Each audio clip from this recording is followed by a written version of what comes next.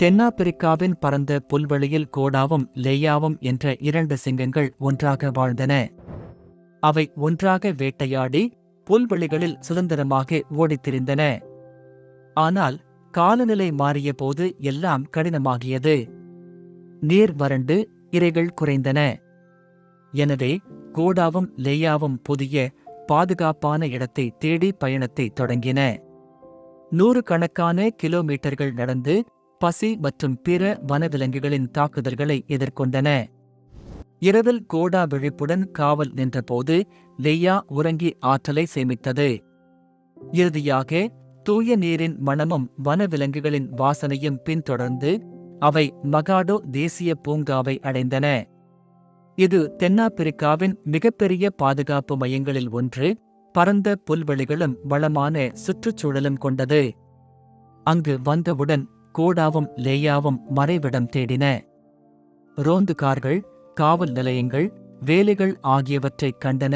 ஆனால் அவை என்னவென்று புரியவில்லை. மகாடோவில் சிஃபோவும் நோம்சாவும் என்ற 2 பணியாளர்கள் இந்த புதிய விருந்தினர்களை கவனித்தனர். சிஃபோ அனுபவமிக்க ரோந்து ஓட்டுநராக இருந்து புல்வெளிகளில் விலங்குகளின் நிலையை பரிசோதித்தார். நோம்சா ஒரு விலங்கு கண்காணிப்பாளராக இருந்து பாதுகாப்பு மையத்தில் நடக்கும் அனைத்து மாற்றங்களையும் கவனமாக பதிவு செய்தார். ஆற்றங்கரையில் பெரிய சிங்க பாதச்சுவடுகளைக் கண்டு அவர்கள் அதிர்ச்சியடைந்தனர். புதிய சிங்கங்களுக்கு எந்த ஆபத்தும் நேராமல் இருக்க தொலைவில் இருந்து கண்காணிக்க முடிவு செய்தனர். முதல் நாட்களில் கோடா இரவில் உரத்த கர்ஜனையுடன் தனது பிரதேசத்தை அடையாளப்படுத்தியது.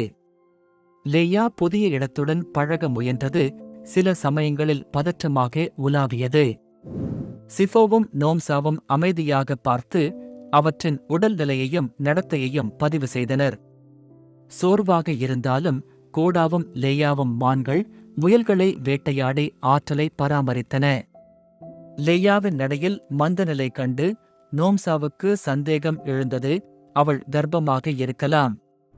சிஃபோவும் இதை உறுதிப்படுத்தினார், ஏனெனில் கோடா லேயாவை மிகவும் கவனமாக பாதுகாத்தது.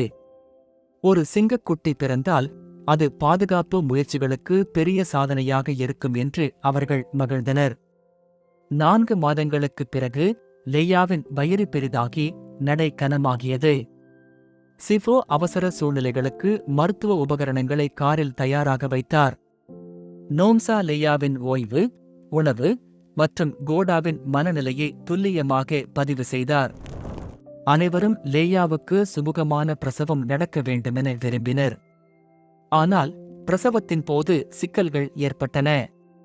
லேயா 2 நாட்கள் வலியில் துடித்து முனகினாள். கோடா பதற்றமாக சுற்றி நடந்தது. சிஃபோவும் நோம்சாவும் நிலைமை மோசமாக இருப்பதை உணர்ந்தனர்.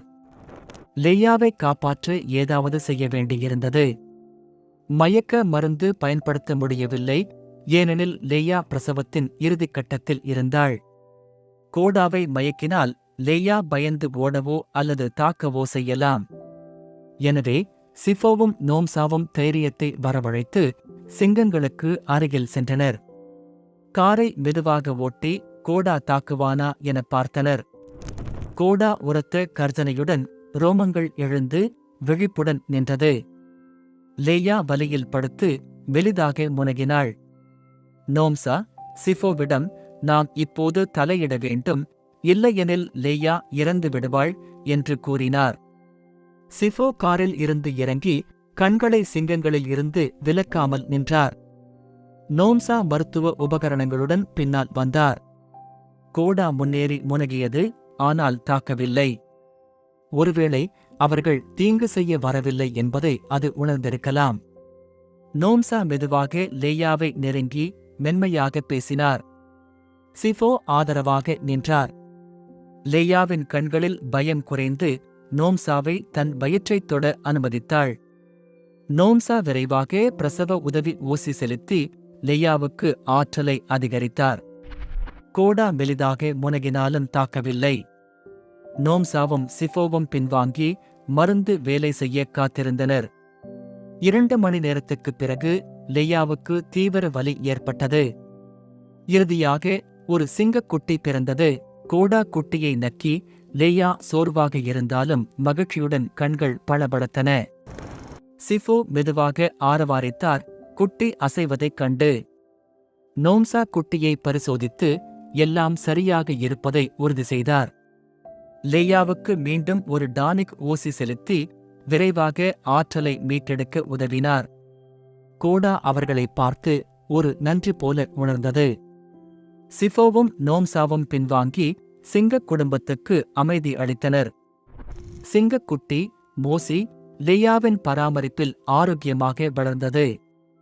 லேயா மோசியை நக்கி அன்புடன் முனகினாள். சிஃபோவும் நோம்சாவும் காரில் அமர்ந்து அந்த தருணத்தை ரசித்தனர்.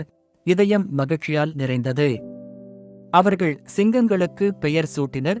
கோடா தைரியத்தின் அடையாளம், லேயா நம்பிக்கையின், மோசி புதிய தொடக்கத்தின். லேயா நிலையாக இருப்பதை உறுதி செய்த பிறகு சிஃபோ காரை ஓட்டினார். நோம்சா இன்னும் சிங்கக் குடும்பத்தை பார்த்தார். மாலைக் காற்றில் அவர்கள் திரும்பினர். நோம்சாவின் கண்கள் பனித்தன, ஒரு உயிரைக் காப்பாற்றிய பெருமையில். சிஃபோ கூறினார், இது என் வேலையில் மறக்க முடியாத நாள். மறுநாள் ரோந்து செய்யும்போது கோடாவும் லேயாவும் புல்மேட்டில் இருந்து அவர்களை பார்ப்பதைக் கண்டனர். மோசி தாயின் காலடியில் தடுமாறி நடந்து ஆர்வத்துடன் பார்த்தது. கோடா இப்போது மனிதர்களைக் கண்டு முனகுவதை நிறுத்தியது. ஒரு நம்பிக்கை உருவானது போல. நோம்சா இந்த குடும்பம் மகாடோவில் பாதுகாப்பாக வாழும் என்று நம்பினார். சிஃபோ தனது டைரியில் மோசியின் பிறப்பை ஒரு முக்கிய மைல்கல்லாக பதிவு செய்தார்.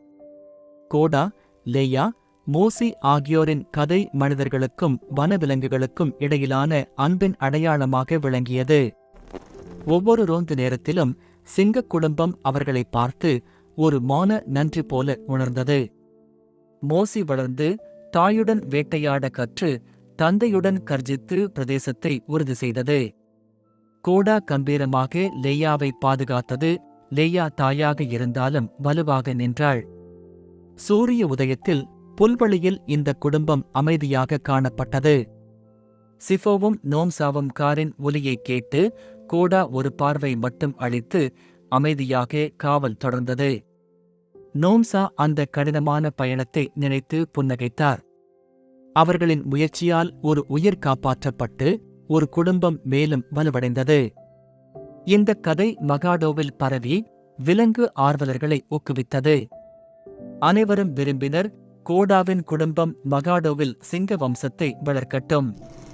சூரியன் மறையும் போது கோடாவின் கர்ஜனை புல்வெளிகளில் எதிரொலித்து கடந்த புயல்களை நினைவூட்டியது. லேயா மோசியை நக்கி புதிய உயிரை வளர்த்தாள்.